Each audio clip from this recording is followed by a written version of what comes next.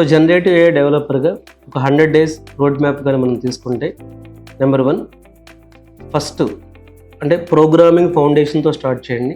So generative AI నేర్చుకోవడానికి Python programming నాలెడ్జ్తో start చేయడం అనేది చాలా ఇంపార్టెంట్. సో మీకు పైథాన్ వచ్చి ఉండాల్సిన అవసరం లేదు. జీరో నాలెడ్జ్తో జెన్ఏఐ జాయిన్ అవ్వండి. మీరు నాన్ ఐటీ టు ఐటీ అయినా సరే, కెరీర్ గ్యాప్ ఉన్న ఫ్రెషర్స్, బీటెక్ ఫస్ట్ ఇయర్ చదువుతున్నారు, అది మీకు 20 years ఐటీలో ఎక్స్పీరియన్స్ ఉంది, ఇప్పుడు కొత్త స్కిల్కి అప్గ్రేడ్ అవ్వాలనుకుంటున్నారు, మీకు ప్రోగ్రామింగ్ రాదు, అవసరం లేదు.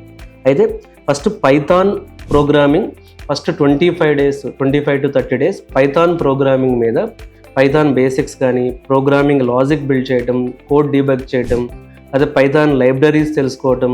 సో దీని ద్వారా మీకు ప్రోగ్రామింగ్ మీద కాన్ఫిడెన్స్ వస్తుంది.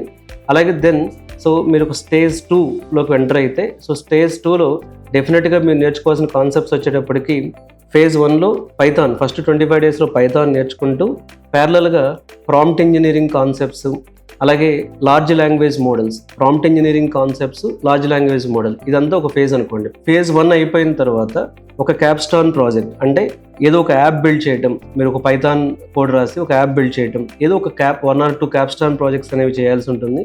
తర్వాత phase 2కి వచ్చేటప్పటికి AI concepts, ML concepts, advanced topics అయినటువంటి RAG model, retrieval augmented generation. So ఈ ర్యాగ్ మోడల్స్ కానీ, ఈ ర్యాగ్ మోడల్ ఎందుకు ఉపయోగపడుతుందంటే ఎక్స్టర్నల్ డేటా యూజ్ చేసి ఏఐ రెస్పాన్సెస్ని ఇంప్రూవ్ చేయడానికి ఉపయోగపడుతుంది. ఇది phase 2. సో phase 2 అయిపోయేటప్పటికి మీరు ఏం చేయొచ్చు అంటే, ఒక ఎగ్జాంపుల్ హెచ్ఆర్ సిస్టమ్ తీసుకుని హెల్ప్ డెస్క్ బిల్డ్ చేయడం వరకు మీరు చేసుకోవచ్చు ఒక ప్రాజెక్ట్. సో ఫస్ట్ ఏమో పైథాన్ ప్రోగ్రామింగ్ నేర్చుకున్నారు, ప్రాంప్ట్ ఇంజనీరింగ్ నేర్చుకున్నారు, ఎల్ఎల్ఎం నేర్చుకున్నారు. phase 1 అయిపోయింది, ఒక 30 days. phase 2లో AI concepts, especially rag models, so retrieval augmented generation, ఇది నేర్చుకుని ఏఐ ప్రాసెస్ని ఇంప్రూవ్ చేయడం, తద్వారా ఒక హెచ్ఆర్ హెల్ప్ డెస్క్ లాంటి ఒక క్యాప్స్టాన్ ప్రాజెక్ట్ చేయొచ్చు. అంటే 2 projects కవర్ అయినాయి మీకు. ఇక థర్డ్ ఫేజ్లోకి ఎంటర్ అయిపోయేటప్పటికి, సో థర్డ్ ఫేజ్లో మీరు మెయిన్గా నేర్చుకోవాల్సినవి వచ్చేటప్పటికి ఈ ఎంసీపీ కానీ, A2A కానీ, సో ఇవన్నీ కూడా ఎంసీపీ, A2A. ఎందుకంటే సో థర్డ్ ఫేజ్ వచ్చేటప్పటికి ఏజెంటిక్ ఏఐ అని చెప్పొచ్చు మనం. ఈ 30 days మీరు ఏజెంట్స్ బిల్డ్ చేయడం, ఫైన్ ట్యూనింగ్ చేయడం, ఇవన్నీ కూడా థర్డ్ ఫేజ్లో చేస్తారు. సో ఫోర్త్ ఫేజ్ వచ్చేటప్పటికి ఏఐ గవర్నెన్స్ మీద వర్క్ చేస్తారు. మళ్ళీ చెప్తున్నాను, ఫస్ట్ ఫేజ్ ఏంటి Python, prompt engineering, LLM. Second phase ఏంటి ర్యాగ్. సో థర్డ్ ఫేజ్ ఏంటి ఎంసీపీ, A2A, ఏజెంటిక్ ఏఐ అని చెప్పొచ్చు మనం. ఫోర్త్ ఫేజ్లో మీరు ఈవెన్ ఏఐ ఆప్స్ కానీ, ఎల్ఎల్ఎం ఆప్స్ కానీ, లేకపోతే ఫైన్ ట్యూనింగ్ కానీ, క్లౌడ్ డిప్లాయ్మెంట్, ఏఐ గవర్నెన్స్, ఇవన్నీ ఫోర్త్ ఫేజ్లో చెప్పొచ్చు. ఇట్లా ఒక 100 days ప్లాన్ రెడీ చేసుకుని ఈచ్ ఫేజ్లో ఒక క్యాప్స్టోన్ ప్రాజెక్ట్.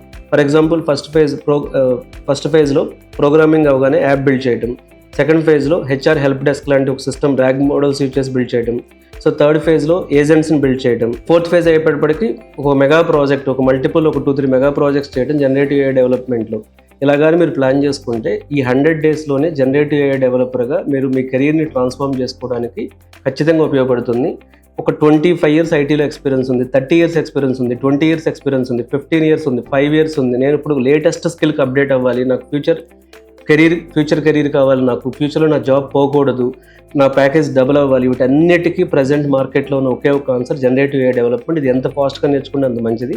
సో నేను ఎప్పుడు చెప్తాను, generative AI development, cloud data engineering, cyber security, block chain, quantum computing, ఇలాంటి అడ్వాన్స్డ్ స్కిల్స్ నేర్చుకుంటేనే కెరీర్స్ బాగుంటాయి. కెరీర్ ట్రాన్స్ఫార్మ్ చేసుకోవడానికి ఇది రైట్ టైం ఇది.